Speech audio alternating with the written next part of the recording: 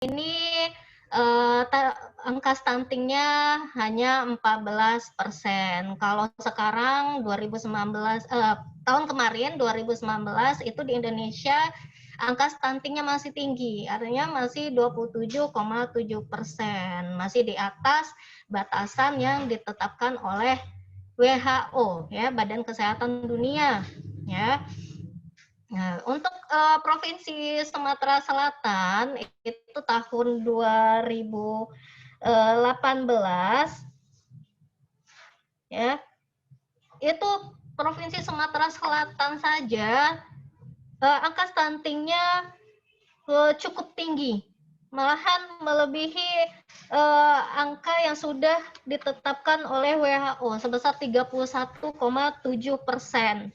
Dan untuk kita mubah, ya, hanya di bawah sedikit, ya, hanya beda 0,6%. Jadi di mubah itu angka stunting berdasarkan Riskesdas 2008, riset kesehatan dasar, ya, 2018, itu di mubah 31,1%, masih sangat tinggi, ya Bu, ya.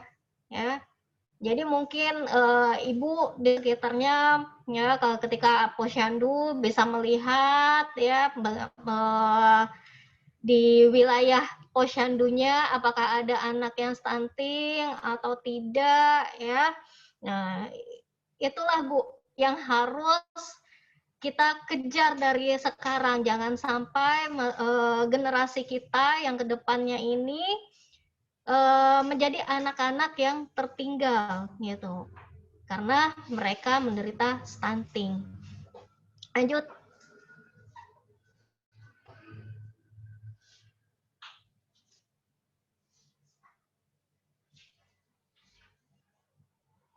Lanjut, host.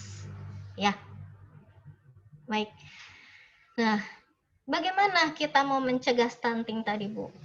Ya, bagaimana supaya generasi kita ini jangan lagi tertinggal dibandingkan dengan bangsa lainnya? Nah, ada 3 kunci, ya, ada 3 kunci bagaimana mencegah yang namanya stunting. Jadi bukan hanya gizinya saja yang diperbaiki, ya Ibu-ibu, tapi juga sanitasi dan pola asuhnya. Jadi ibaratnya begini, Bu, ya, Ibu memberikan gizi yang cukup ke anak, tapi, ya, Ibu tidak punya jamban, kemudian memberi makan anak tidak mencuci tangan dahulu. Akibatnya apa? Akibatnya si anak menderita cacingan.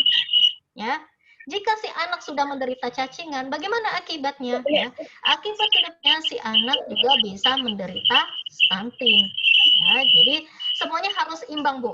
Pola makan, artinya zat gizi yang dia konsumsi dengan sanitasinya, kemudian ketepatan dengan pemberian makannya, ya, itu kita masukkan ke dalam pola asuh, itu harus benar-benar berimbang, ya.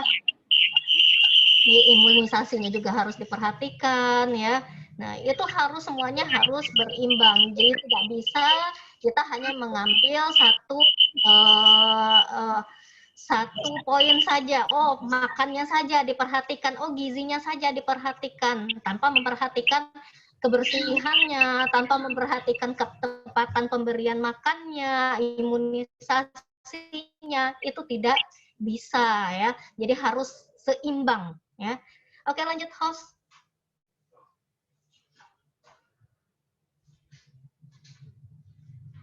Nah, ini ya Bu, ya.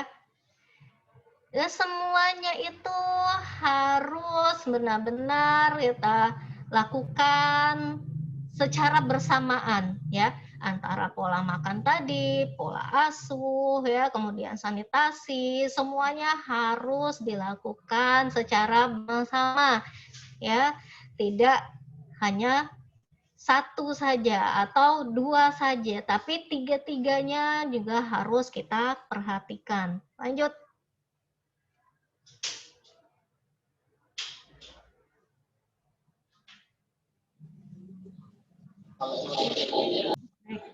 Nah, ini ya, seperti saya sampaikan tadi, ya, negara kita sekarang fokus pembangunannya salah satunya adalah menurunkan angka stunting seperti yang disampaikan oleh Presiden kita Bapak Jokowi ya. Upaya penurunan angka stunting itu adalah kerja bersama ya.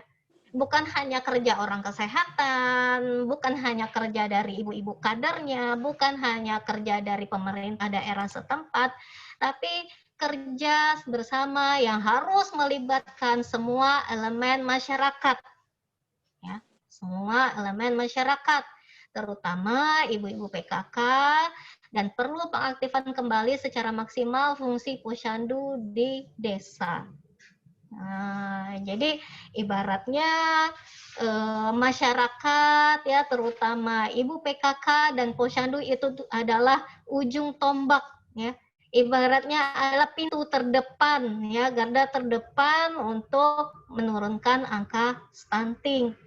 Ya, bukan dari Dinas Kesehatan, bukan dari pemerintah daerah setempat, bukan dari pusat, tapi sebenarnya yang memiliki peran terbesar adalah masyarakat, ya, terutama posyandu dan ibu PKK. Apa saja yang harus kita lakukan? Ya, ada 5 poin yang ditekankan oleh Bapak Jokowi, ya. Ya, diantaranya tadi ya memperhatikan sanitasi, ya, menyediakan jamban bersih, kemudian memperhatikan pola makan, kemudian gizi ibu hamil harus dilengkapi, ya, kemudian germas ya Bu ya, kemarin kita pernah digiatkan dengan yang namanya germas ya. Nah, itu harus diaktifkan lagi ya, lebih digiatkan lagi walaupun kita dalam masa pandemi ini ya tidak ada halangan untuk kita tetap melakukan ya gerakan untuk menurunkan angka stunting ini. Lanjut.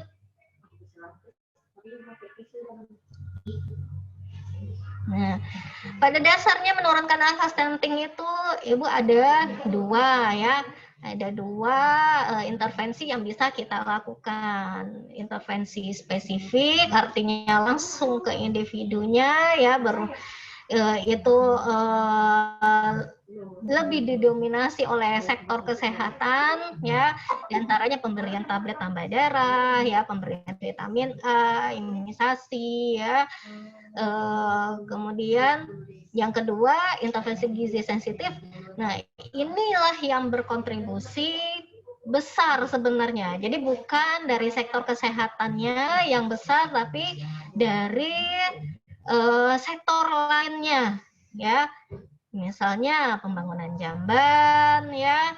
Nah, itu masuk ke intervensi gizi sensitif, penyediaan air bersih. Nah, itu masuk ke intervensi gizi sensitif yang berkontribusi 70% untuk menurunkan angka stunting. Lanjut.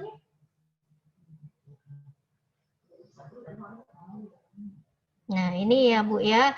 Jadi sebenarnya Ibu menurunkan angka stunting itu ya, mencegah stunting itu sebenarnya ya bukan hanya 1000 hari pertama kehidupan saja yang harus kita perhatikan ya, tapi juga mulai dari remaja putrinya ya juga harus kita intervensi. Bagaimana cara mengintervensinya?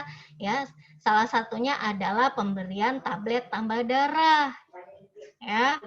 Kenapa? Jika si remaja putri kualitasnya sudah tidak bagus, ya, dari remaja kualitasnya sudah tidak bagus, bagaimana dia bisa menghasilkan anak-anak yang ibaratnya tidak stunting, gitu. Jadi kalau gizinya saja sudah tidak terpenuhi, bagaimana dia memberikan gizi yang baik bagi janin yang dikandungnya. Makanya dari usia remaja ya harus diperhatikan kualitas kesehatannya. Ya, itulah salah satunya adalah pemberian tablet tambah darah didampingi dengan pemberian obat cacing. Ya.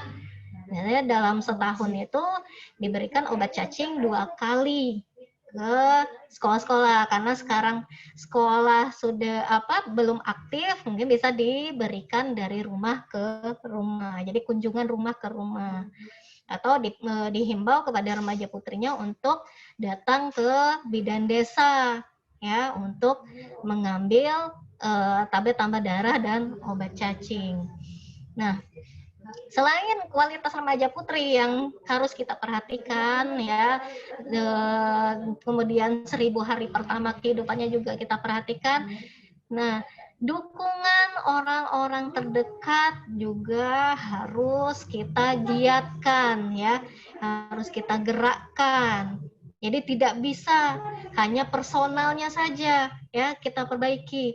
Tidak bisa hanya secara personal, untuk mencegah stunting, ininya saja, mulai dari remaja kita perhatikan gizinya, kemudian ibu-ibu hamil, ibu-ibu yang punya balita harus kita kasih edukasi gizi. Tidak bisa seperti itu saja, tapi juga harus diberikan dukungan dari orang-orang terdekat, terutama keluarga ya, suami, orang tua ya, itu juga berperan dalam mencegah yang namanya stunting. Lanjut. Nah, Ibu, ini adalah peran dari kader posyandu ya. Yang pasti yang paling utama adalah para kader ini yang melakukan pengukuran berat badan dan tinggi badan, kemudian diterjemahkan ke buku KIA. Ya, itu memang sudah rutin setiap bulan harus dilakukan. Nah, walaupun posyandunya tidak bisa berjalan di masa pandemi ini, bisa dilakukan dengan kunjungan dari rumah ke rumah. Kemudian peran kader selanjutnya adalah ini ya Bu ya. Jadi kalau selama ini yang berikan konsultasi soal gizi itu adalah bidan atau petugas gizi atau petugas kesehatan lainnya yang melakukan konseling terkait dengan gizi ya, terutama PMBA, itu adalah peran dari kader posyandu. Ya.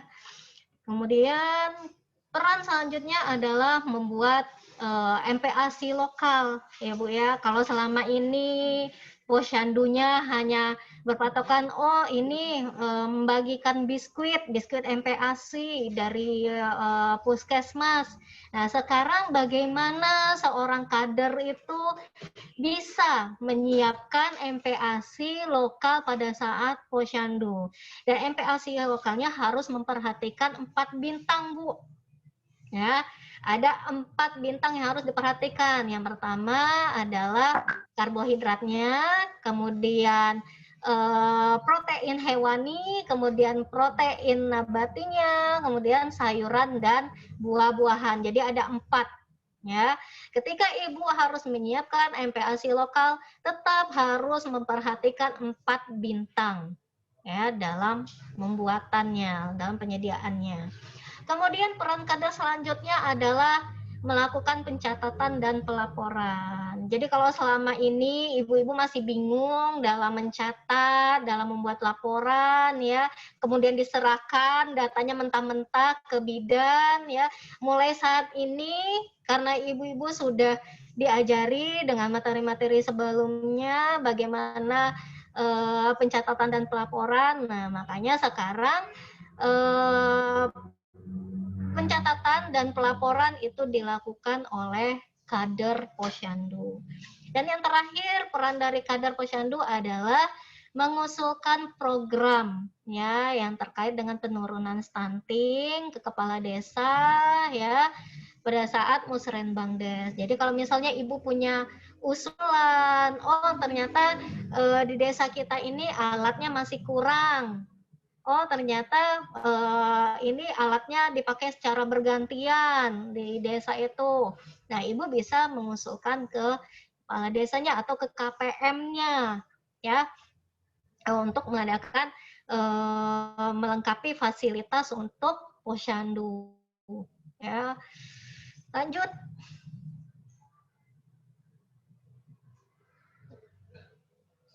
Baik. Tadi kita ada menyinggung tentang PMBA, ya. Nah, sekarang sedikit ya, sepintas saya mau memberi pengetahuan ke ibu-ibu apa itu PMBA.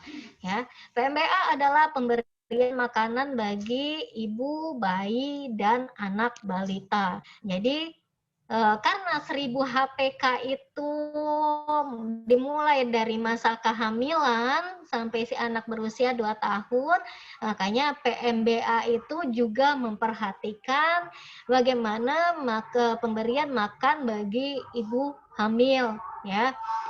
Nah, selama ini yang berkembang di masyarakat kita, pengetahuannya, untuk makan ibu hamil itu porsinya 2 kali lipat dibandingkan dengan ibu yang tidak hamil. Katanya begitu, ya. Tapi pada dasarnya, ya, bisa ibu-ibu lihat di materi kita ini, ibu hamil itu makanannya ya tidak jauh berbeda dengan ibu yang tidak hamil. Ya, misalnya saya misalkan ya, untuk ibu hamil trimester pertama, kalau misalnya selama ini ibu yang tidak hamil itu makannya dalam sehari itu 500 gram nasi, ya. Ibu hamil trimester pertama juga makan 500 gram nasi. Ya. Kalau ibu hamil trimester kedua hanya nambah 1 porsi, Bu. Hanya nambah 100 gram. Jadi misalnya ibu sekali makan itu 150 gram nasi misalnya, ya. Nah, begitu ibu masuk trimester kedua, itu hanya menambah jadi 200 gram. Jadi tidak banyak ibu ya, tidak sampai 2 kali lipat. Ya, jadi kalau selama ini ada pemahaman, oh ibu hamil, ibu menyusui itu makannya 2 kali lipat dibandingkan dengan orang yang tidak hamil, nah itu keliru. Ya, bisa ibu lihat sendiri, ya tidak ada, pada dasarnya tidak ada perbedaan antara ibu hamil dan ibu yang tidak hamil. Ya, lanjut. Lanjut. Nah, ini gambarannya seperti ini, Bu. Ya, ini contohnya ya. Ya, tidak ada, sebenarnya tidak ada perbedaan yang terlalu jauh ya atau signifikan ya antara ibu yang hamil dengan ibu yang tidak hamil. Lanjut.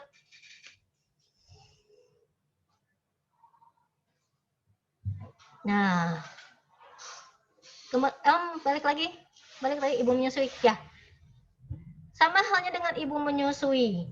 Malahan kemarin saya pernah dengar katanya, oh ibu menyusui itu makannya lebih banyak lagi daripada ibu hamil. Ya, itu keliru, Bu. Ibu menyusui itu harusnya yang lebih banyak dikonsumsi daripada ibu hamil itu adalah cairannya, ya, air minumnya, ya. Kenapa?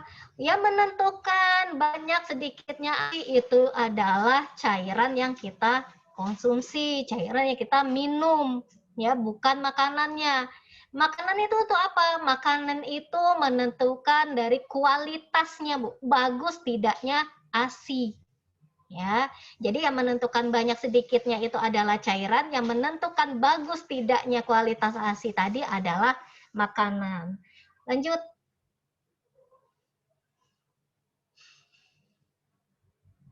Lanjut, ya. Nah, tadi kita sudah membahas pemberian makan untuk si ibu. Ibu hamil sudah, ibu menyusui sudah. Nah, sekarang kita membahas bagaimana pemberian makanan bagi si anak, ya. Nah, dalam PMBA itu kita kenal ada istilahnya IMD, inisiasi menyusu dini. Bukan menyusui ya, Bu ya.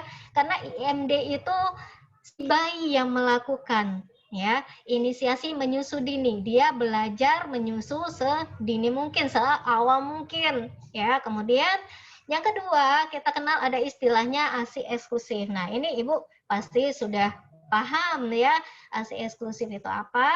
Kemudian yang ketiga adalah MPASI, dan yang terakhir ASI yang tetap dilanjutkan sampai si anak berusia 2 tahun atau lebih. Lanjut.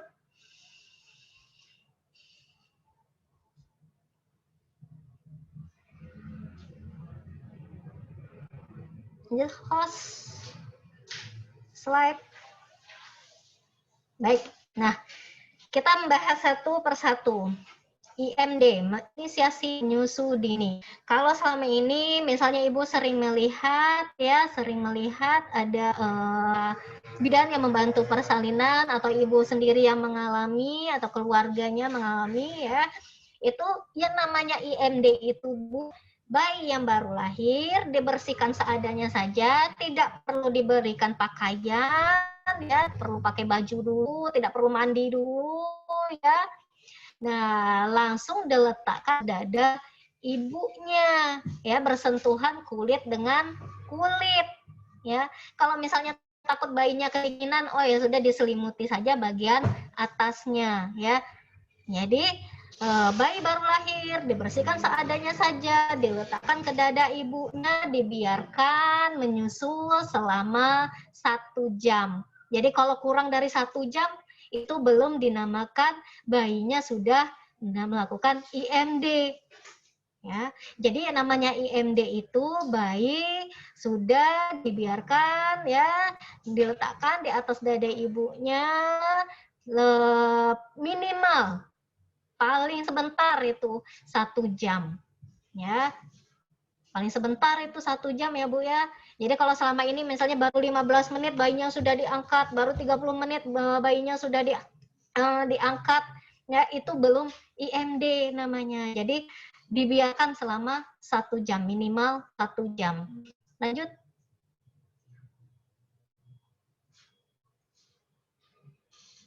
Lanjut. Nah, IMD tadi juga menjadi kunci keberhasilan dari ASI eksklusif. Jadi kalau si bayinya Bu sudah melakukan IMD ya, pada awal kelahirannya dia sudah langsung diletakkan ke dada ibunya, sudah melakukan IMD, itu menjadi kunci keberhasilan dari ASI eksklusif. Jadi tidak mungkin bayi yang dalam kondisi sehat, ibunya dalam kondisi sehat, sudah melakukan IMD, tidak mungkin dia tidak bisa mendapatkan yang namanya ASI eksklusif ya. Karena salah satu manfaat dari IMD itu adalah merangsang keluarnya ASI. Jadi ASI itu Bu sebenarnya sifatnya seperti pompa air ya. Semakin sering dirangsang ya, semakin sering dihisap oleh si bayi, maka ASI-nya juga semakin lancar ya. Kemudian kayak kita tadi mengatakan ASI eksklusif, ASI eksklusif. Apa itu ASI eksklusif? ASI eksklusif adalah pemberian ASI saja. Ya, pemberian ASI saja tanpa makanan dan minuman apapun. Ya, Ibu ya, tanpa makanan dan minuman apapun. Jadi Ibu misalnya ya, ada bayi baru lahir, kemudian diberikan madu, diberikan air putih, ya, diberikan namanya air zam-zam, ya itu sudah dikatakan si bayinya tidak mendapatkan ASI eksklusif lagi, ya. Jadi hati-hati.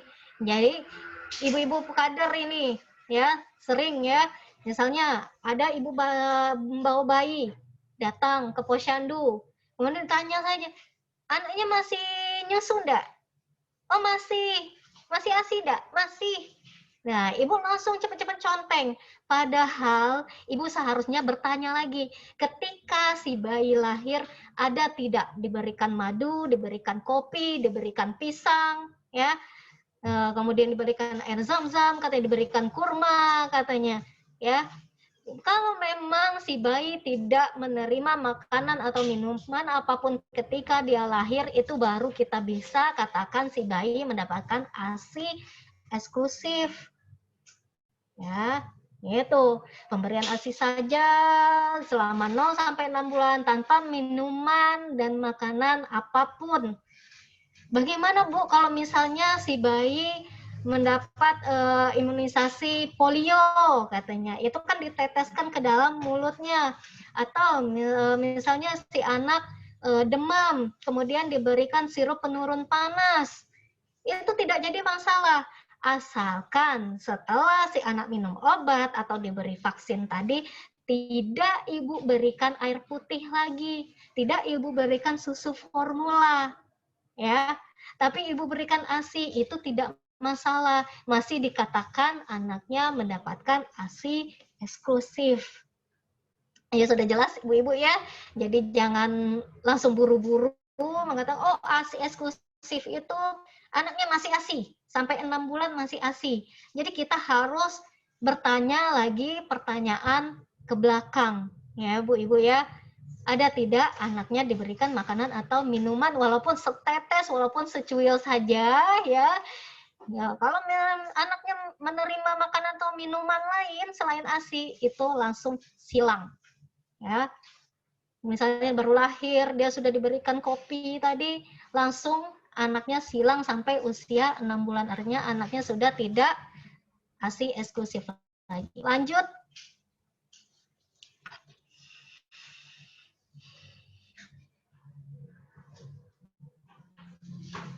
Lanjut host.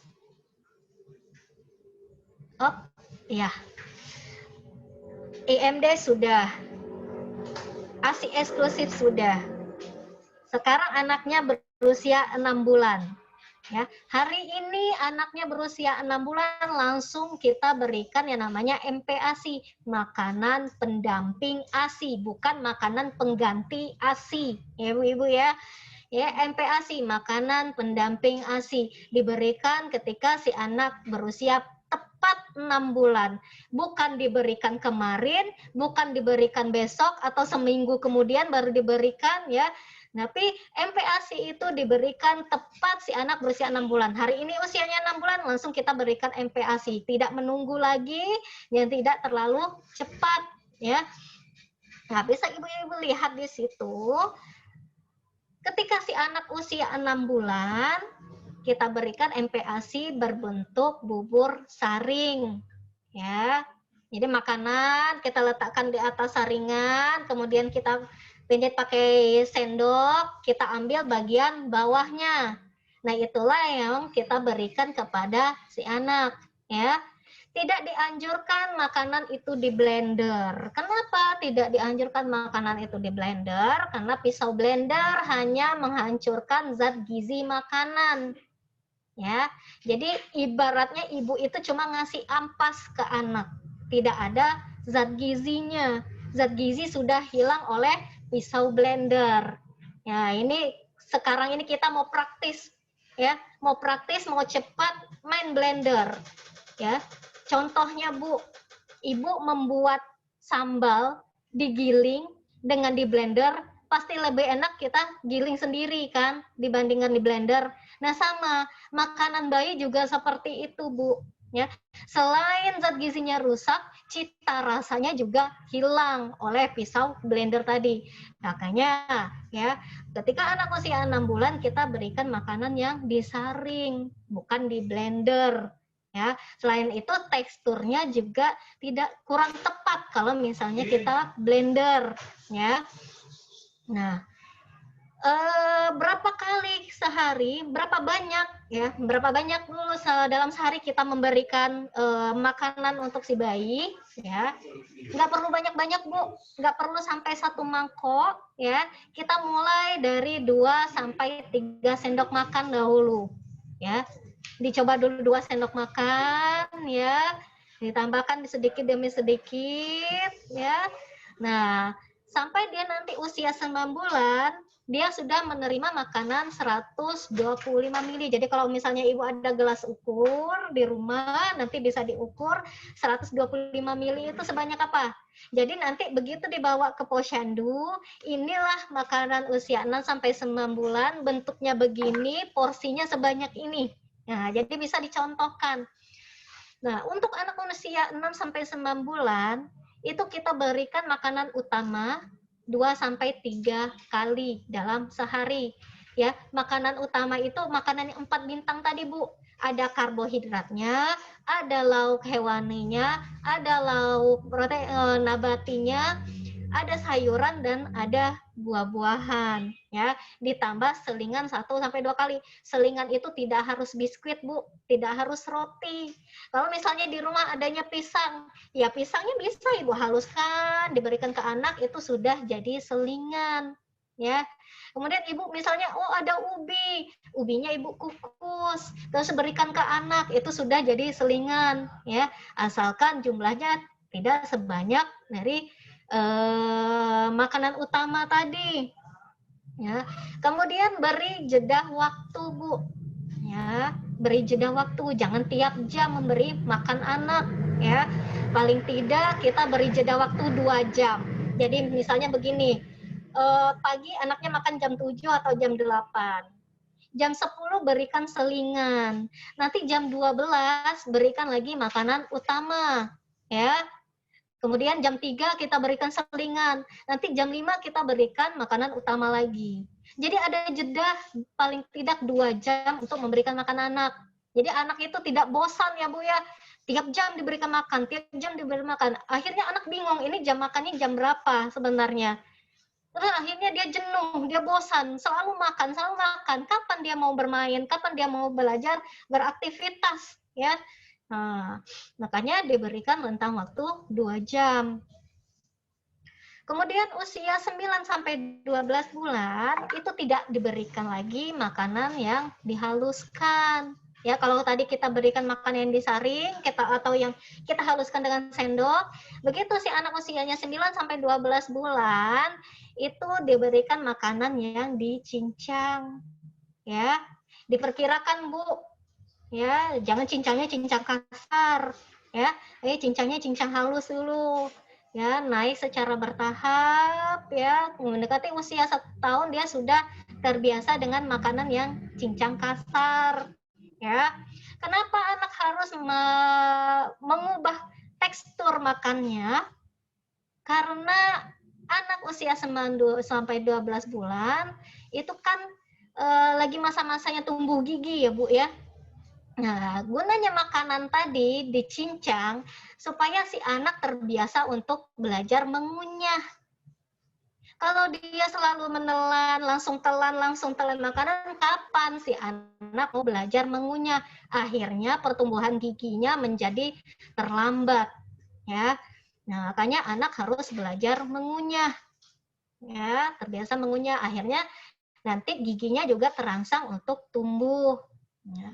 Untuk 9-12 bulan ya, itu diberikan makanan utama lebih sering dibandingkan usia 6-9 bulan tadi. Kalau tadi cuma 2-3 kali dalam sehari dia makan makanan utama.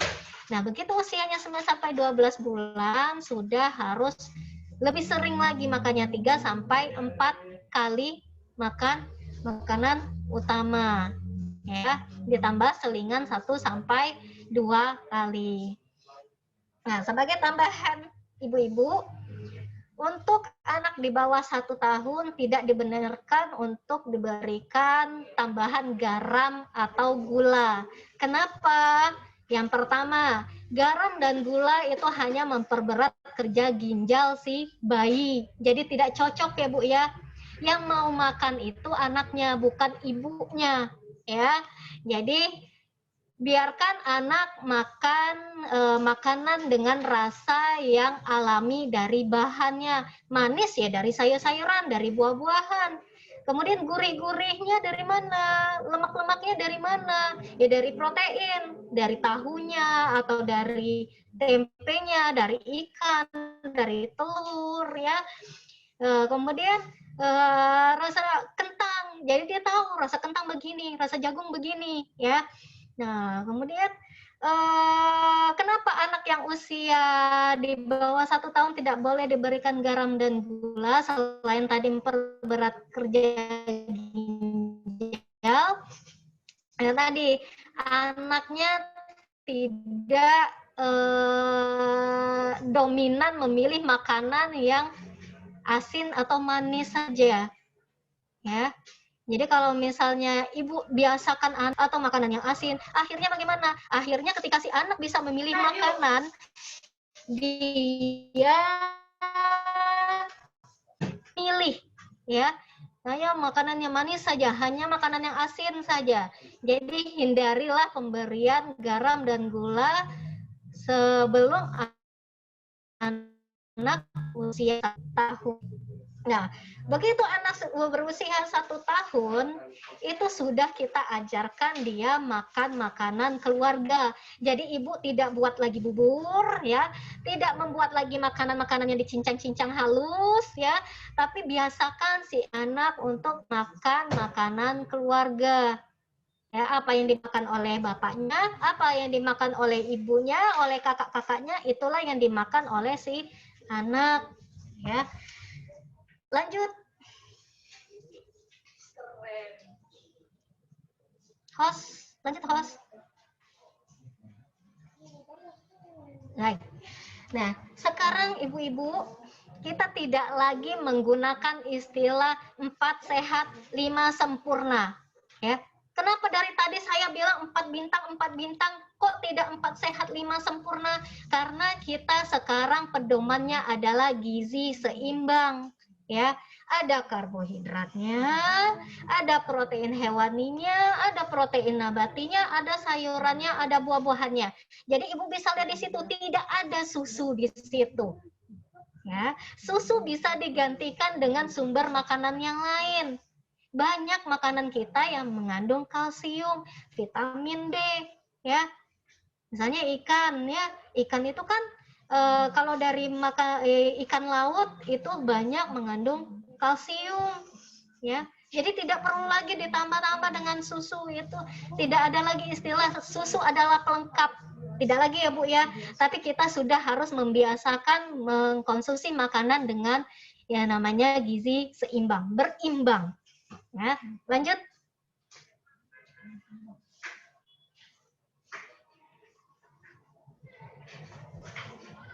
Lanjut host. Baik. Nah, ini ya saya sampaikan tadi 4 bintang, lanjut. Ya. Nah, ini ibu-ibu, ini adalah panduan kita dalam menyajikan makanan, ya. Isi piring makanku, ya. Untuk usia di bawah 2 tahun, artinya 6 sampai 23 bulan, Ibu bisa lihat di situ, ya. Untuk yang paling banyak adalah karbohidratnya, itu 35%, ya. Kemudian yang terbanyak kedua adalah protein hewaninya. Ya, ada daging, ada ayam, ada telur, ada ikan. Kemudian yang terbanyak selanjutnya adalah sayuran dan buah-buahannya. Kacang-kacangan cukup 10% saja, artinya sepertiga dari lauk hewaninya, protein hewaninya.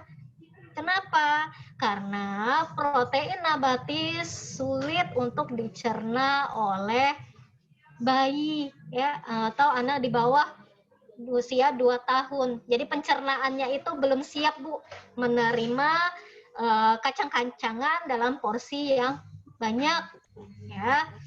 Jadi dibatasi hanya sepertiga dari protein hewani. Kemudian untuk usia 2 sampai 5 tahun, ini kita membaginya lebih mudah lagi. Ya. Antara karbohidrat dengan protein itu sama banyak. Ya. Saya Ibu lihat di situ. Nah, untuk sayuran dan buah-buahan itu lebih sedikit, hanya 30% saja. Nah, untuk makanan ibu-ibu di rumah bersama bapaknya ya, bersama anak-anaknya yang berusia lebih dari 5 tahun. Nah, inilah panduannya, Bu. Ya. Sayuran sama banyak dengan karbohidratnya. Ya, kalau selama ini sayurnya mungkin cuma ya hanya sesendok ya. Sekarang sayuran itu sama banyak dengan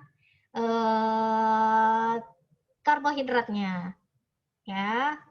Itu jadi tadi kalau kita timbang Bu, sayuran itu 100 gram ya tanpa air ya Bu ya, 100 gram ditambah dengan karbohidratnya kira-kira lebih dari 150 gram. Ya.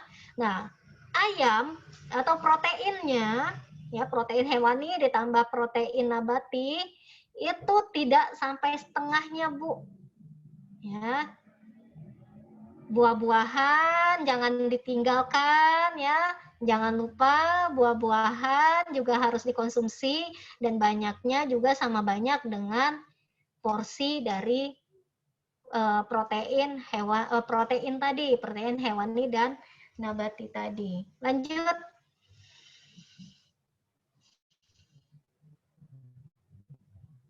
Lanjut. Ya. Ini ya Bu ya. Nah, ini porsi kita sekali makan. Tadi yang sudah disampaikan. Nah, lanjut.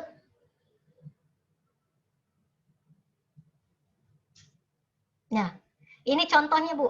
Ups. Nah, ini contohnya. Ya, kalau misalnya selama ini ya makannya belum begini, nah mulai sekarang coba diperbaiki lagi ya bagaimana piring makan kita itu diisi dengan sesuai dengan pedoman yang gizi seimbang tadi. Ya, di situ jelas ya sayurannya, ada buah-buahannya, ada protein hewani, nabati, ya, nasinya, ya karbohidratnya. Oke, lanjut.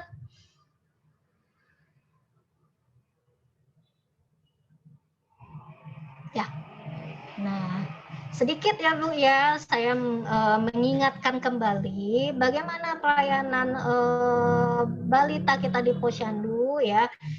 Ya sesuai dengan surat dari Kementerian Dalam Negeri yang kemudian diturunkan dari surat dari Dinas Kesehatan ya. Nah, selama masa pandemi itu harus mematuhi persyaratan ya. Ya, yang pertama kesehatan kadernya harus diperhatikan. Jadi kalau misalnya Ibu agak-agak batuk misalnya atau rasa nggak enak badan atau demam misalnya atau pilek, flu, nah sebaiknya Ibu tidak bertugas dulu. Jadi yang bertugas itu harus benar-benar dalam kondisi sehat ya, tidak batuk, tidak pilek, tidak demam.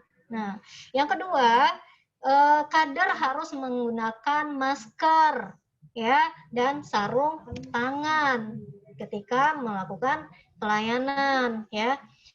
Kemudian di Posyandu harus disediakan tempat mencuci tangan dengan air mengalir ya. Disiapkan juga sabun untuk mencuci tangan.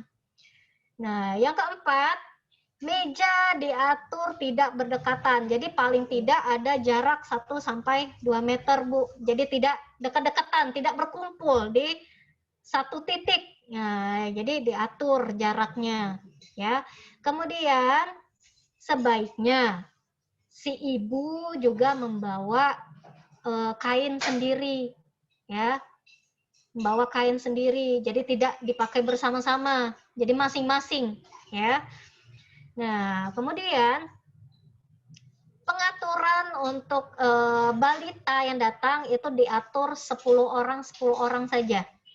Ya, jadi mungkin bisa diatur dari jam 8 sampai jam 9 itu rumahnya yang ini. Nah, diatur 10. Nah, nanti jam 9 sampai jam 10 itu rumahnya mana lagi. Ya, jadi bisa diatur, diambil 10 rumah ya. Jadi nanti ibu-ibu kadernya mungkin bisa lebih aktif lagi ya. Sebelum hari H bisa dibagikan undangannya ya.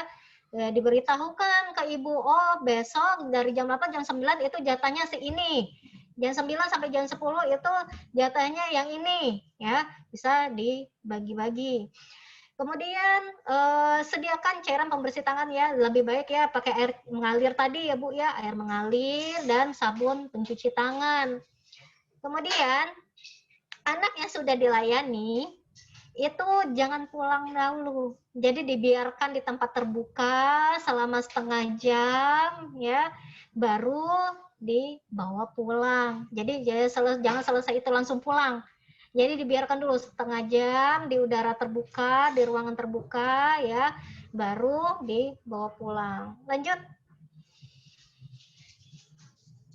Nah, bagi posyandu yang tidak bisa berlangsung, yang tidak bisa dilaksanakan seperti biasa, ya, kita bisa melakukan kunjungan dari rumah ke rumah, ya.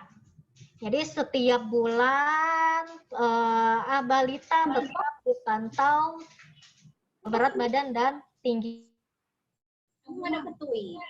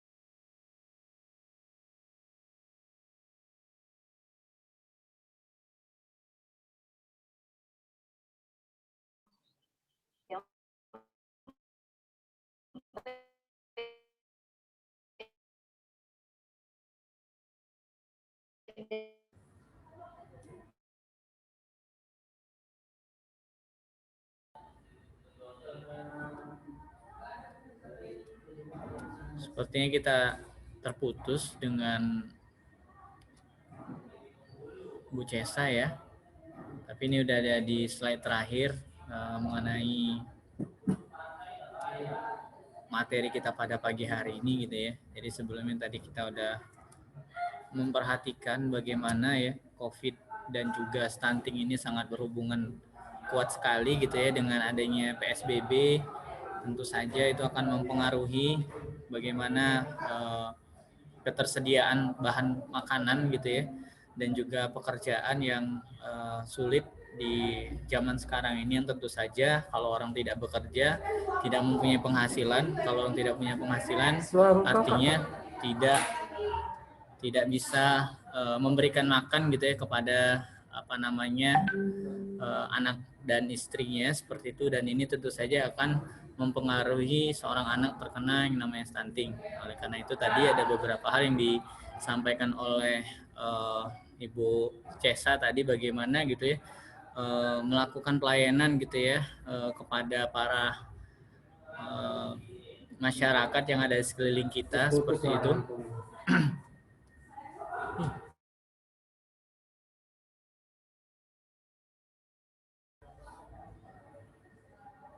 Tes, suara saya ada kedengaran jelas lagi? Kedengaran Mas, kedengaran. Kedengaran ya? Ya, jadi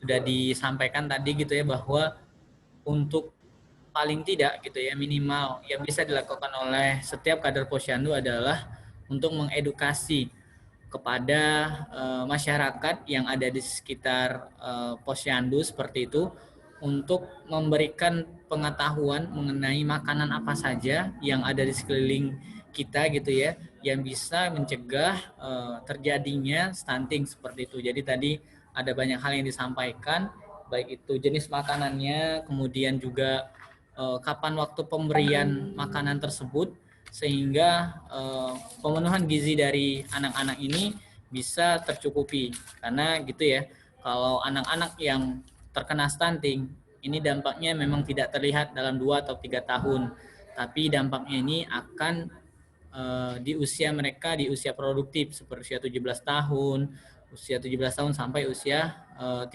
tahun, yang mana itu merupakan waktu produktif, usia produktif. Nah, kalau seandainya anak-anak yang terkena stunting ini di usia 17 sampai 30 itu gitu ya, mereka mempunyai daya tangkap yang kurang.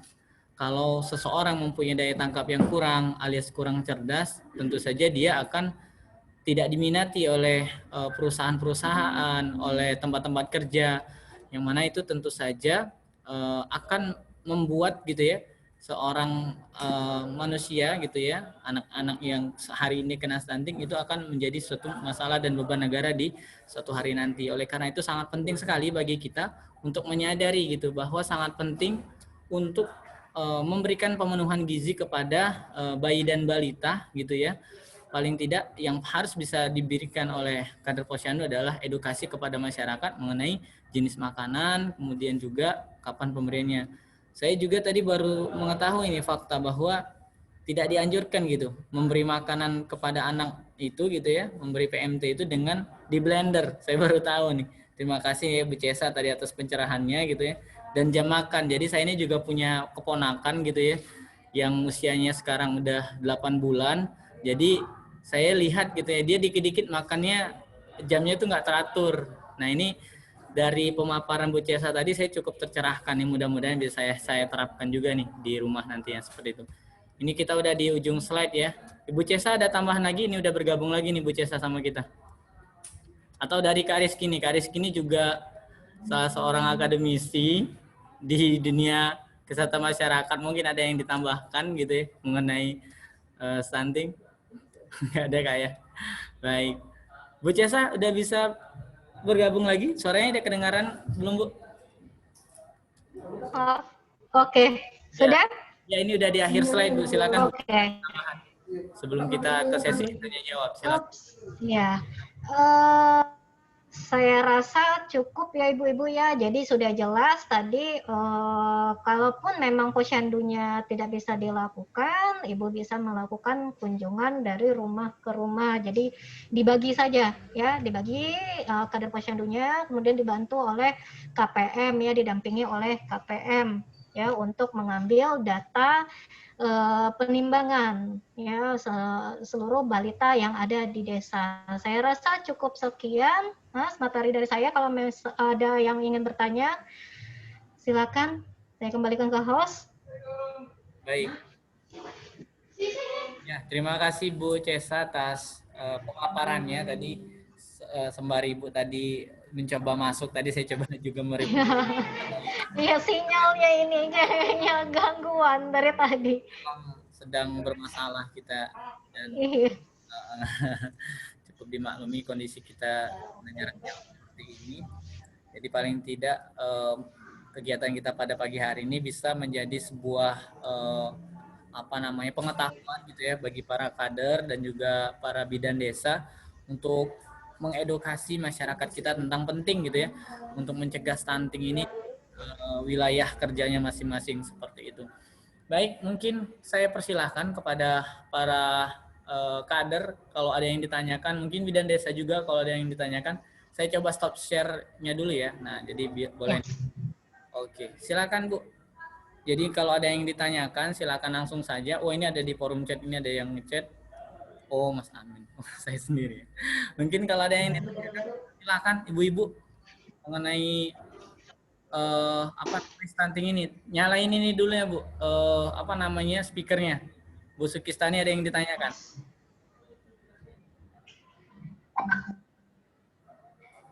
Baik.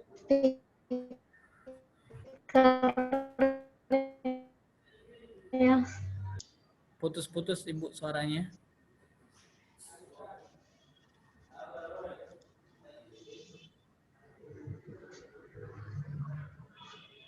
Silakan Ibu kalau ada yang ingin ditanyakan perihal materi kita pada hari ini tentang stunting gitu ya.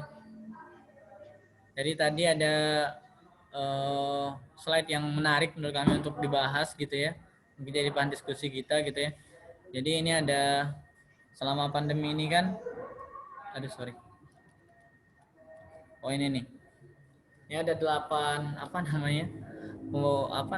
persyaratan ya kepada setiap posyandu gitu ya.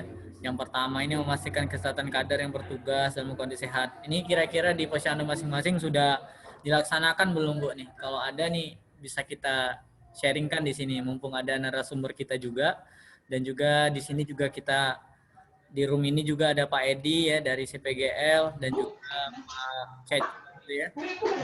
Nah, kira-kira dari ibu-ibu sekalian mengenai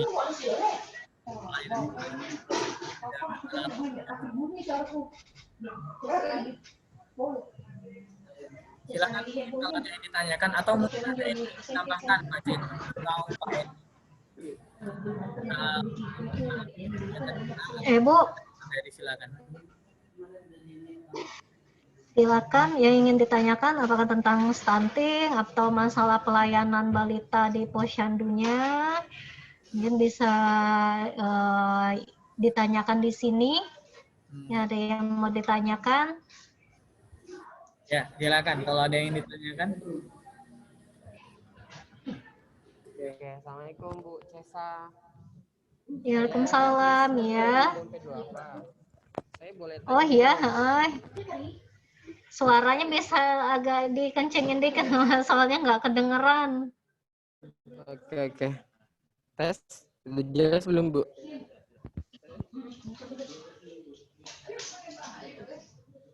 Saya mau tanya terkait ini sih Bu, terkait kasus stunting di Muba ya. Apakah ada daerah yang jadi lokus stunting juga? Terus kira-kira penanganan stunting di Muba itu sejauh ini seperti apa, seperti itu Bu? Oh ya, baik. Pertanyaannya bagus sekali karena ini sebenarnya berkaitan dengan program yang sedang kami jalankan. Jadi sebenarnya kalau masalah untuk stunting itu kita memang sudah dari tahun 2017 kita sudah melakukan yang namanya bagaimana mencegah stunting ya. Kita mulai dari usia remaja. Kita sudah melakukan program ke sekolah-sekolah ya, pemberian tablet tambah darah, kemudian kita mengedukasi remaja putrinya ya tentang bagaimana sih akibatnya kalau misalnya gizinya tidak terpenuhi, bagaimana akibatnya di masa depan ya, salah satunya adalah stunting tadi. Nah, untuk desa lokus ya itu kami sudah menetapkan ada 27 desa lokus, tapi baru kita akan lakukan program penurunan stuntingnya di tahun 2021 karena Muba ini menjadi daerah lokus itu di tahun 2021 gitu Mas. Nah, untuk ini yang akan kita lakukan ya, karena setiap daerah lokus itu ditekankan melakukan 8 aksi pencegahan ya, 8 aksi penurunan angka stunting. Nah, untuk tahun depan itu kita sudah mempersiapkan 4 aksi dulu. Ya, tidak langsung 8 aksi. Jadi sudah menyiapkan 4 aksi dahulu ya. Yang pertama itu kita sudah menyiapkan media-media informasi ya untuk kita sampaikan ke masyarakat ya, terutama untuk desa lokus ya, bagaimana untuk menurunkan angka stunting. Kemudian kita sudah selama ini ya dari tahun 2019 sebenarnya di desa-desa itu sudah digunakan anggaran APBDes untuk penurunan angka stunting. Jadi kita sudah melatih para kader ya, kemudian KPM atau kader pembangunan manusia yang ada di desa itu sudah dilatih dengan menggunakan anggaran APBDes dan kita Dinas Kesehatan diundang sebagai narasumbernya. Nah, untuk aksi yang lainnya kita sudah juga mulai dari tahun 2020 ini sudah melakukan yang namanya rembuk stunting, rembuk desa stunting. Jadi RDS sudah dilakukan juga ya, meskipun kita lokusnya baru di tahun 2021, tapi sebenarnya kita dari tahun belakang sudah banyak kegiatan yang kita lakukan untuk penurunan angka stunting tadi ya. Jadi mulai dari desa, kemudian remaja putri ya, kemudian pemerintah setempat sudah mulai melakukan aksi-aksi untuk menurunkan angka stunting. Tuh. Oh, iya. Baik Bu, tadi kan disebutkan ada beberapa daerah ya Bu yang akan jadi lokus stunting. Nah kita ini kan sebenarnya ada program ya kerjasama dengan Konoko, ya. Ada 6 desa ya. Di Muba. Nah, kira-kira 6 desa ini apakah termasuk jadi salah satu lokus stunting juga dari Dinkes Muba atau seperti apa, Bu? Sebenarnya untuk menentukan desa itu lokus atau tidaknya itu kan menggunakan data ya Mas ya. Jadi ada data yang harus kita kumpulkan, bukan hanya jumlah balita yang stunting ya yang ada di desa itu, tapi juga ada instrumen-instrumen lain yang harus kita kumpulkan. Nah, dari instrumen yang kita kumpulkan itu ya kita masukkan ke dalam form, bentuk form, kemudian kita urutkan ya mana yang nilainya paling tinggi, artinya kalau dia makin tinggi dia berarti desa itu adalah desa lokus ya. Jadi kita urutkan ya untuk tahun 2021 kita dapat jatah 27 desa dulu ya, 27 desa lokus. Jadi setelah kita rankingkan nomor 1 sampai nomor 27 itu didapat 27 desa, dan seingat saya 6 desa yang hari ini ikut itu sepertinya belum menjadi desa lokus untuk 2021. Oke. Baik. Baik, terima kasih Bu. Berarti kan dari 6 desa ini belum masuk ya ke lokus stunting. Karena kan tadi ya pemilihan desa-desa pun berdasarkan beberapa indikator kan, salah satunya beberapa anak yang kena stunting seperti itu kan ya. Iya. Tentunya sih ini harapan kita juga sih. Jangan sampai 6 desa ini ya akan jadi lokus stunting seperti itu kan. Iya, kalaupun memang di 2021 6 desa ini belum masuk ya, tapi di tahun 2024 kita harapkan seluruh desa yang ada di Muba ini sudah menjadi desa lokus. Gitu. Jadi kita bukan hanya 2021 saja, tapi sampai 2024 itu target kita seluruh desa yang ada di Muba itu sudah menjadi desa lokus.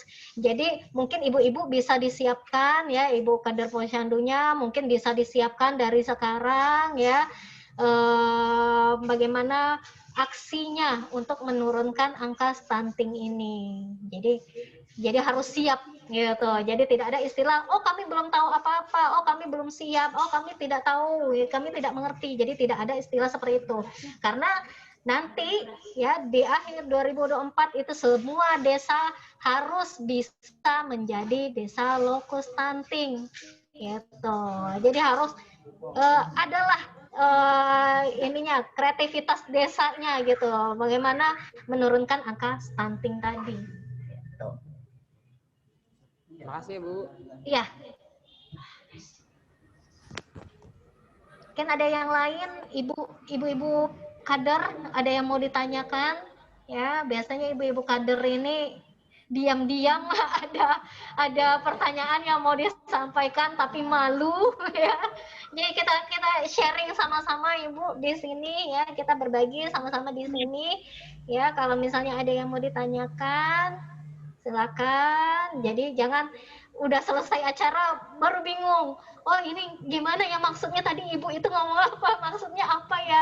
Jadi sekarang ayo kita sharing sama-sama ya. Kalau ada yang tidak dimengerti, ada yang kurang jelas, silakan ditanyakan ya. Mumpung masih ada waktu. Ya.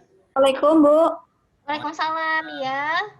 Ya, ini dari Bu Supistiani Posyandu Mawar di Simpang Tungkal Bu. Oh iya, Ibu, Simpang Tungkal, ya.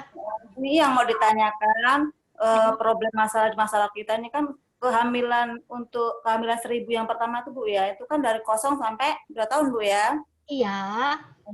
Nah pas masa-masa usia kandungan tuh biasanya 0 sampai 4 bulan atau 2 bulan tuh yang ada istilah ngidam Bu.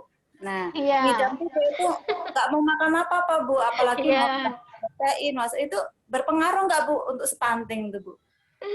Jadi seperti ini ya Ibu ya. Saya tuh sebenarnya pernah dengar dari seorang ahli ya. Sebenarnya katanya ngidam itu cuma manja-manjaan aja, katanya begitu. Jadi sebenarnya itu sebenarnya psikologisnya Ibu. Jadi sebenarnya bisa sebenarnya Ibu ya bisa kita atur begini. Jadi sebenarnya janin itu kan sudah bisa mendengar Ibu ya, sudah bisa mendengar suara ibunya. Jadi bisa kita sugesti gitu Bu. kita tanamkan dalam pikiran kita, ayo dong nak, makan dong, ayo kita makan yuk, gitu. Kalau kamu nggak mau makan, nanti gimana kamu mau tumbuh sehat? Ibu nggak mau loh kamu jadi anak yang stunting, ibu nggak mau loh kamu menjadi anak yang kurang gizi. Ayo makan yuk, walaupun dimuntahkan, tapi sebenarnya bisa Bu, gitu loh, masih bisa kita coba lagi gitu. Kalau misalnya muntah lagi, aduh, gimana kamu mau tumbuh sehat? Bagaimana kamu mau tumbuh kuat? Ayo dong, kita makan dong, kita makan. Ya sebenarnya intinya itu dari psikologi si ibunya, gitu. Jadi kalau misalnya, oh nggak bisa, ini nggak bisa. Oh aku hamil, aku nggak bisa makan, pasti aku mual, pasti aku muntah. Akhirnya apa? Ya benar-benar terjadi. Tapi kalau misalnya ibunya tidak menanamkan di pikiran, oh kalau hamil itu biasanya muntah, hamil itu biasanya oh nggak mau makan apa-apa. Ya kalau misalnya hamilnya dibawa nyantai aja, oh harus makan, pokoknya harus makan. Aku nggak mau anakku stunting, aku nggak mau anakku tumbuh menjadi anak yang kurus, anak yang tidak sehat. Aku tidak mau, ya. Jadi sebenarnya ya namanya ngidam itu sebenarnya sugesti, Bu, mau manja-manjaan, gitu kan. Kalau misalnya tidak terlalu dirasakan, ya, kalau tidak terlalu dirasakan, sebenarnya apapun masih bisa masuk kayak biasa gitu. Jadi tidak ada istilah oh hamil itu tidak bisa makan. Jadi tidak ada istilah seperti itu. Walaupun dimuntahkan harus dipaksakan makan lagi. Ayo dong makan dong, ayo kita makan yuk nak, yuk, ayo nak kita makan. Nah, ibu nggak mau loh kamu jadi anak yang stunting, aku nggak mau nanti anak ibu ini kurang gizi. Ya sebenarnya bisa kita usahakan gitu. Tergantung ibunya, sebenarnya tergantung ibunya. Ibunya asalkan ibunya kuat, ya, kuat pendiriannya, ya pasti bisa makan gitu. Jadi tidak ada istilah kalau hamil tidak bisa makan. Tidak ada istilah seperti itu. Ya masih bisa. Gitu. Bisa dipaksa. Ibunya minta alam ya Bu ya. Ya. Amin. Berarti jadi, nah itu pelajaran itu buat si Mas Amin nanti Mas Amin. Berarti minta alam ya. Minta dibelai berarti itu Mas Amin. Perhatian jadi ya.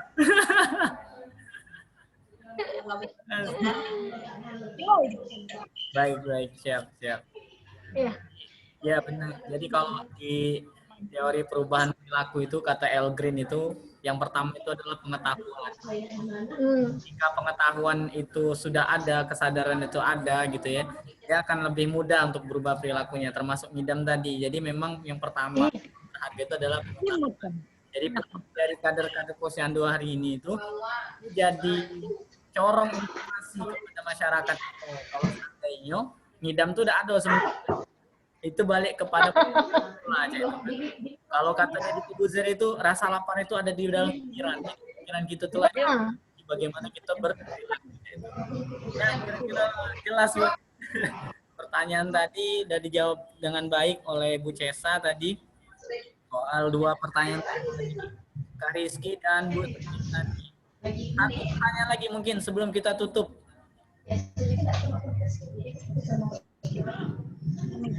Masih ada waktu ya kira-kira 5 menit lagi kalau ada yang nak ditanyakan. Boleh Ibu-Ibu. Mohon videonya diaktifkan Bu ya biar kita baca dokumentasi jadi.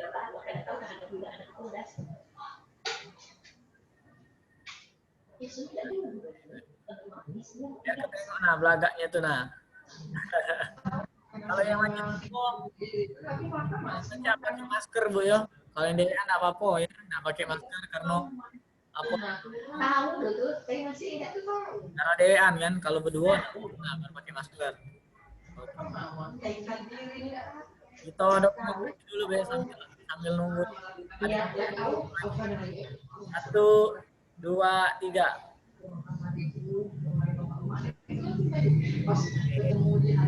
Silakan mungkin kalau ada yang ditanyakan.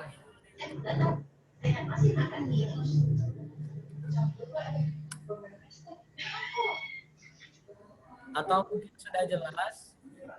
Kalau sudah jelas, mungkin kita akan ke sesi berikutnya. Ada sesi tanya jawab nih ke ibu-ibu soal yang akan kita pada ibu untuk ngisi ya. Sebelumnya kami ucapkan terima kasih dan apresiasi setinggi-tingginya kepada Ibu Cesa sudah memberikan informasi yang sama mengenai stunting, cara mencegahnya juga, dan bagaimana pemenuhan nutrisi kepada bayi dan balita agar bisa terhindar stunting seperti itu. Terima kasih Bu Cesa atas ilmunya, mudah-mudahan bermanfaat bagi kami semua dan menjadi sebuah kebaikan. Bu Cesa, kalau mungkin ada aktivitas ini boleh langsung live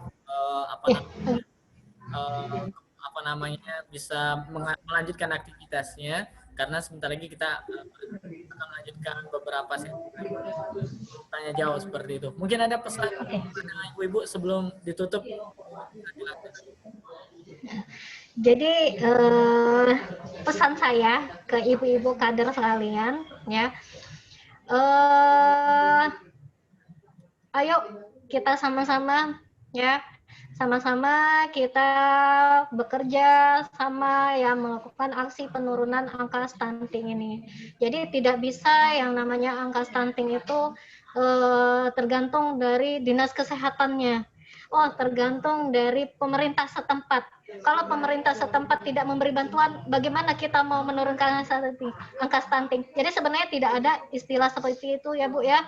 Jadi pesan saya kepada ibu-ibu kader ya, di masa pandemi ini, kalaupun tidak bisa ibu memberikan konseling di posyandu ya, tapi ayo kita datang dari rumah ke rumah, kita kunjungi balitanya, kita pantau tumbuh kembangnya, kita beri pengetahuan, kita terutama soal PMBA tadi ya, karena PMBA itu adalah salah satu dari pencegahan stunting. Jadi ayo kita sama-sama menjadi perhatian kita ya, terutama ibu hamil dan ibu balita ya, yang punya balita. Ayo kita sama-sama kita rangkul, jangan sampai nanti angka stunting kita ini terus melonjak. Kita harapkan di akhir tahun 2024 tidak ada lagi anak-anak kita ini yang menderita stunting. Saya rasa itu saja ya materi dari saya. Ya, terima kasih banyak ya atas waktunya, atas kesempatannya. Ya, saya akhiri, wabillahi taufiq wal hidayah. Wassalamualaikum warahmatullahi wabarakatuh. Waalaikumsalam warahmatullahi wabarakatuh. Terima kasih Bu Cesa. Ya. Baik, tadi sudah banyak ya yang diinformasikan oleh Bu Cesa ke kita sekalian. Saya live ya Mas ya. Terima kasih Bu Cesa. Ya. Baik, Ibu sekalian, saya mohon menyiapkan alat-alatnya karena saya akan yes, kok nggak bisa di-live sih, yes. Iya, Ibu sekalian ya. 10 soal. Ini multiple choice, nanti difoto saja dan dikirimkan ke nomor WA saya gitu ya. Jawaban ibu-ibu sekalian ya. Nanti kita akan melihat nih kira-kira dari materi yang disampaikan tadi seberapa persen yang ibu-ibu pahami. Nanti kalau ada yang belum paham bisa kita lakukan pencerahan lagi gitu ya. Jadi ini kan videonya direkam nih. Nanti akan saya upload di YouTube. Nanti silakan nanti diakses kalau seandainya ada hal-hal yang kurang jelas seperti itu. Baik, ini akan saya share screen. Alat tulisnya sudah disiapkan ya. Jadi nanti alat tulisnya di kertasnya itu dikasih namanya siapa, dari posyandu mana, misalnya Bu Sukistani dari posyandu Mawar Simpang Tungkal. Nah, kemudian nanti dibuat nomor 1 sampai 10.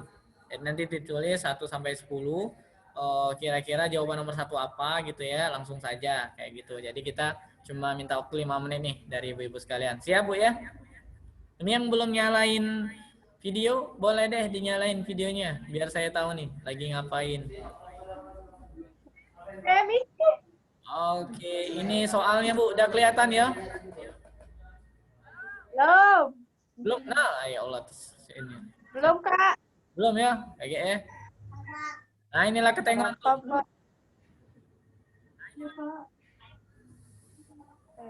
Sudah. Nah, ini dia soalnya. Yang pertama. Yang dimaksud dengan anak stunting adalah A. Anak kerdil atau pendek, anak lahir prematur, C. Anak kelebihan berat badan, D. Sehat. Nah, silakan dijawab. Tidak usah lama itu Bu pikir, Bu.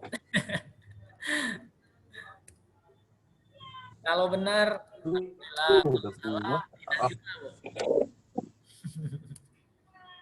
Oke, sudah ya pertanyaan kedua ya.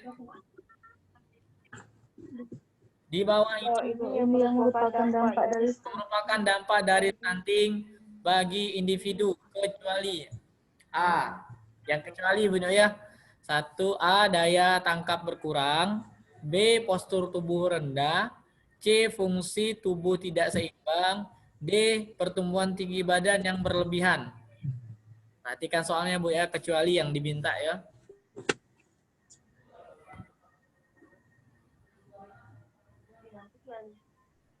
Ya, silakan dijawab.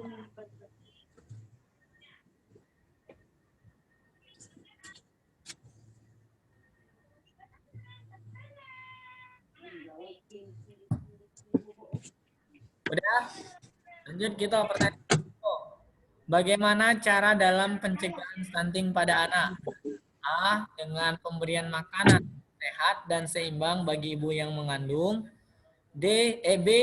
Dengan mengkonsumsi makanan yang sehat dengan berlebihan. C. Tidak mengkonsumsi makanan yang sehat dan menjaga kekurangan. D. Mengkonsumsi makanan sehat dan seimbang bagi anak menyusui. Nah, yuk.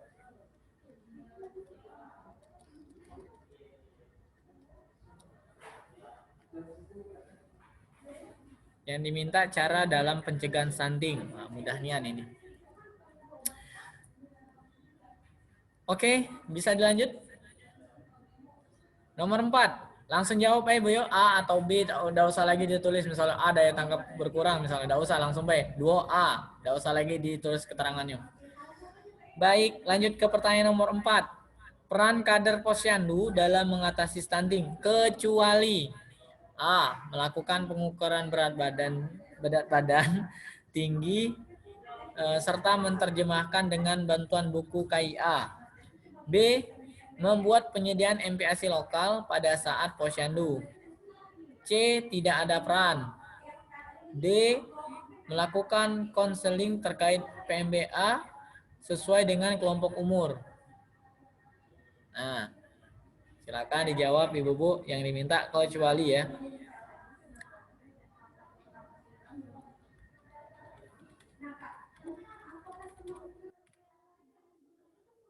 Baik, lanjut ya. Nomor 5. Apa kepanjangan IMD? A. Indeks menyusui dini. B. Sebentar ya, nomor 5 tadi ya. B. Menyusui dunia, indeks menyusui dunia. C. Inisiasi menyusui dini. D. Indeks makanan dini.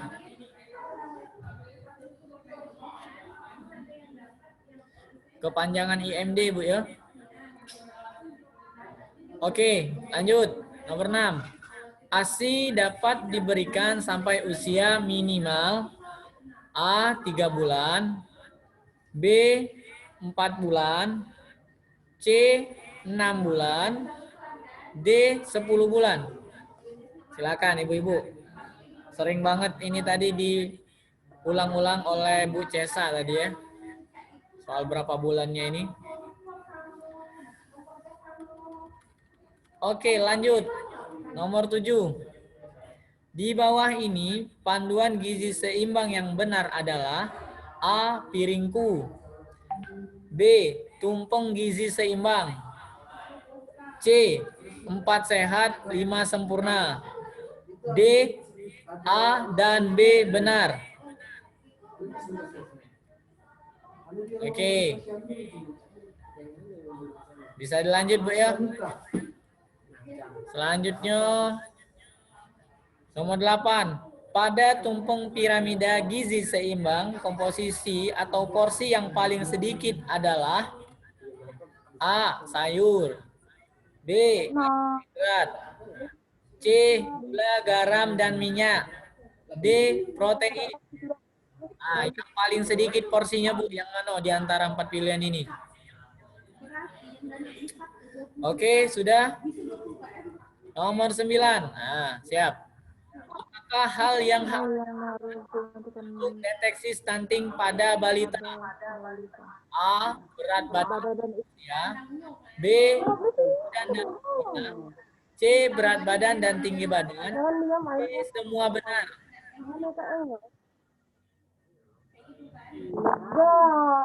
Mana kira-kira?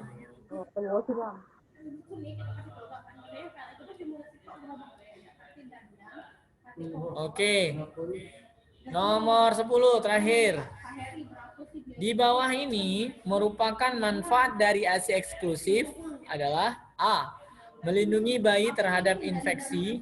B. Biaya lebih murah dari susu formula. C. Mengandung zat gizi lengkap bagi bayi. D. Semua benar. Oke. Bisa Bu ya? Oke. Silakan ya untuk hasilnya difoto, kirim ke WA saya. Nomornya 0822 8002 4143. Saya ulang lagi, Bu. 0822 8002 4143. Kertas soalnya difoto, dikirim ke kami, ke nomor tadi ya. Kami ingat berapa yang ibu-ibu jawab, kami bisa memastikan kehadiran ibu-ibu dalam pelatihan kali ini. Jadi dari situ kami bantu per orang dapat bantuan alat seluler lagi, bantuan data seluler dari setiap yang dikirimkan tadi, seperti itu, foto-foto yang dikirimkan tadi. Baik, sudah jelas ibu-ibu sekalian? Jelas ya? Sebelum nak ditutup, ya oke. Ada yang nak ditanyakan, boleh silakan. Kita foto dulu nih Bu, dinyalain dulu nih videonya. Fitri, Pak Desti, kita foto dulu. Pak Edi, boleh dinyalakan dulu, kita nak dokumentasi dulu. Ibu Desti Widayanti boleh dinyalakan? Oke, kita yang ada dulu, Pak ya. Siap? 1, 2, 3. Oke, sekali lagi Bu ya. Kita pakai apa namanya? Pakai apa nih? Salam germas, salam germas. Salam germas, Pak ini ya. Siap. 1, 2, 3. Oke, siap. Sudah saya save ya Bu, nanti saya kirim ya fotonya nanti. Oke, mungkin sebelum ditutup ada mungkin dari Pak Edi. Oke, terima kasih Mas Amin. Assalamualaikum warahmatullahi wabarakatuh. Waalaikumsalam warahmatullahi wabarakatuh. Temu kangen ibu-ibu, dan kalau ada bapak-bapaknya nggak bisa hadir, mohon maaf. Jadi kami atas nama Konoko Philip sangat senang sekali bahwa acara ini tetap berlangsung dengan baik, dengan mematuhi protokol pada dan kami sangat bahwa pelaksanaan ini sangat baik dan insya Allah nantinya mungkin lebih baik lagi dan lebih banyak lagi, dan kami berharap ibu-ibu lebih aktif lagi untuk bertanya. Kalau ibu-ibu ada misalnya ada usul untuk materi yang sangat diperlukan atau sangat berminat atau untuk kemajuan Posyandu, silakan usul ke Pak Amin, mungkin bisa kita ajukan apa yang sangat diperlukan oleh ibu-ibu mengenai untuk kebutuhan Posyandu kita. Sekali lagi ibu-ibu, dalam kondisi pandemi COVID ini kami dari Konoko Philip tidak bisa kita bertemu langsung secara offline karena kita menghindari kerumunan maupun untuk menghindari dari COVID ini. Semoga COVID ini cepat selesai, kita bisa bertemu muka. Dan kami sekali lagi juga kepada ibu-ibu, kalau ada bapak-bapaknya kadar, mohon bantuan, di mana kerjasama selama ini dengan ConocoPhillips sudah sangat baik sekali. Dan untuk kedepannya semoga dapat lebih baik lagi. Dan kalau ada permasalahan atau ada usul atau ada ide, kalau sungkan dengan Pak Amin, silakan WA ke saya. Kalau hanya saya sebutkan nama dan dari mana, nanti kita coba berkoordinasi dalam mana yang lebih baik untuk kita semua. Pelaksanaan ini jangan sampai kita tidak tahunya Posyandu tidak berjalan. Kami berharap bahwa Posyandu tetap berjalan, makanya kami masih tetap program ini ada. Dan mungkin ibu-ibu sudah tahu, kita kan sudah ada beberapa kali bantuan itu untuk menyatakan bahwa kami itu siap untuk bekerja sama dengan ibu-ibu sekalian. Semoga Posyandu kita ini tetap beraktivitas terus, jangan sampai menjadi Posyandu yang vakum. Mungkin dari kami itu, dan sekali lagi kami mohon bantuan kalau ada permasalahan dengan ConocoPhillips, itu mohon bantuan untuk kita diskusikan, kita selesaikan secara baik-baik. Dan kalau mendapat isu atau mendengar isu atau hal-hal yang akan membuat hubungan kita atau membuat aset-aset negara kita itu rusak, tolong dikomunikasikan dengan kami ya Bu ya. Sekali lagi kami mohon bantuan untuk operasionalnya ConocoPhillips. Kalau operasional kami lancar, maka kerjasama kita mungkin akan berlanjut untuk kedepannya. Ada Kang Cecep di sini? Apa udah keluar Kang Cecep? Udah left. Sudah left. Nah, jadi mungkin itu kami dari ConocoPhillips. Ini tadi pesan dari Pak Dewo dan Pak Aji dan tim CSR. Semoga ibu-ibu bernasib tetap bersemangat untuk menjalankan Posyandu dan tetap menjalankan protokol COVID ini sampai semoga masyarakat kita terhindar dari wabah ini. Demikianlah saya tutup dengan wabillahi taufiq wal hidayah. Wassalamualaikum warahmatullahi wabarakatuh. Waalaikumsalam warahmatullahi wabarakatuh. Baik, terima kasih Pak Edi atas pesan-pesannya kepada kita semuanya. Mudah-mudahan tadi pesan yang disampaikan Pak Edi tadi bisa kita implementasikan ya.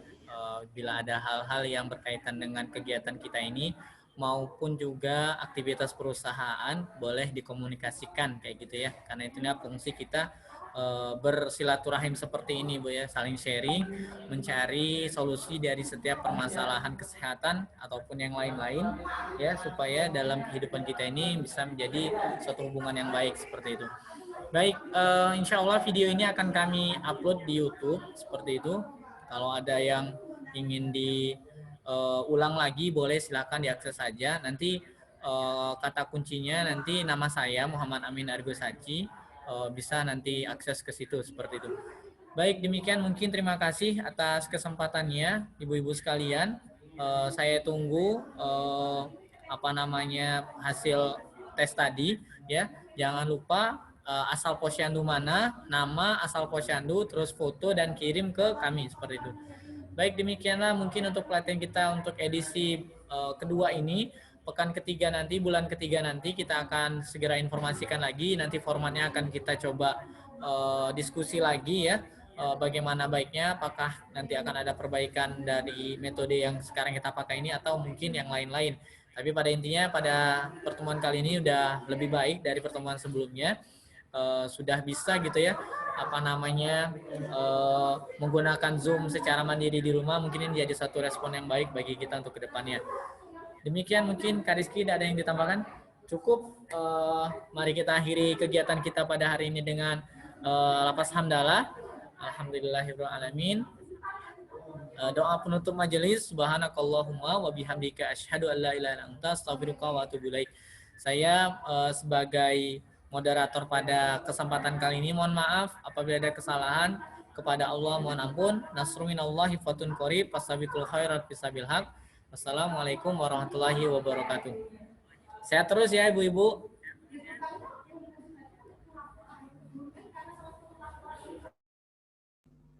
Semangat ibu-ibu ya.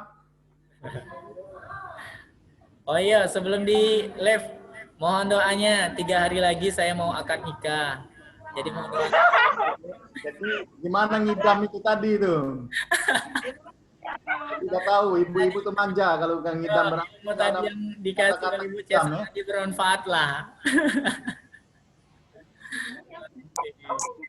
Ya sudah Pak Yo Bu, terima kasih atas kesempatannya ya. Saya tutup ruang.